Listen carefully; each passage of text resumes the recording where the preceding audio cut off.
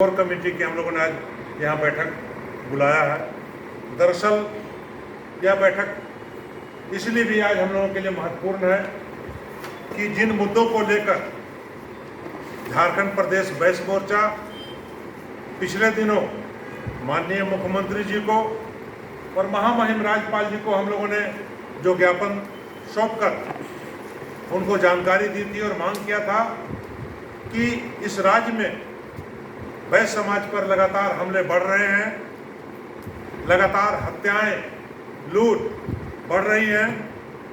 इसका अगर सुरक्षा सरकार की ओर से नहीं दिया जाता है, पुलिस के तरफ से अगर लापरवाही की जाती है, तो निश्चित तौर पर हम लोग इसके खिलाफ में लड़ेंगे। और अब तक इस मामले में किसी तरह का कोई पहल नहीं हुआ। यहाँ तक कि और भी कई जगहों में बैस समाज के लोगों की हत्याएं होने की खबर आ रही है, लूट होने की खबर आ रही है। इसीलिए हम लोगों को आज निर्णय लेना चाहिए कि हम लोगों को कैसे फिर से आंदोलन करना है। दूसरी बात, हम लोगों ने बहुत पहले ही बजरा ग्राम के जो हमारे समाज की जमीन की जो लूट हो गई थी, स्थानीय रांची के जो डीसी छवि रंजन ने एक साजिश के तहत इस जमीन का दूसरे के साथ सौदा कर लिया था। हम लोगों ने इस मुद्दे को बहुत पहले उठाया था और हम लोग मांग करते रहे सरकार से कि छवि रंजन जी को तत्काल निलंबित किया जाए और जो हमारे रैयत है उनकी ज़मीन को वापस किया जाए। लेकिन अभी तक ना छवि रंजन जी को हटाया गया और ना हमारे समाज के लोगों की ज़मीन को वापस किया गया। और अब खबरें आ रही हैं, जो समाचार आ रहा है कि रांची के डीसी छवि रंजन ने और भी कई गुल खिलाए हैं।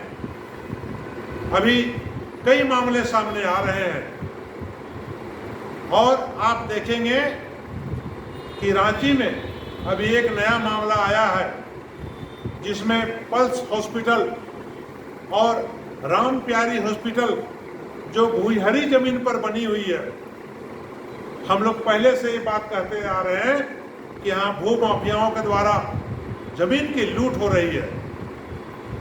यह भी एक बड़ा लूट है। आप जान लें कि कोई हमारे समाज के लोग थोड़ा बहुत अगर कहीं ज़मीन लेकर के घर बनाते हैं, रहने के लिए आसिया बनाते हैं, तो प्रशासन और राजस्व विभाग के लोग, यहाँ तक कि कई आदिवासी तथाकथित नेता उनको परेशान करते हैं। लेकिन पल्स हॉस्पिटल और राम प्यारी हॉस्पिटल के साथ साथ उस क्षेत्र में कई ऐसे शोरूम हैं जो भूईहरी जमीन, आदिवासियों की ज़मीन पर बनी है। ये खुलासा भी हो चुका है, लेकिन उन नेताओं की चुप्पी आश्चर्यजनक है।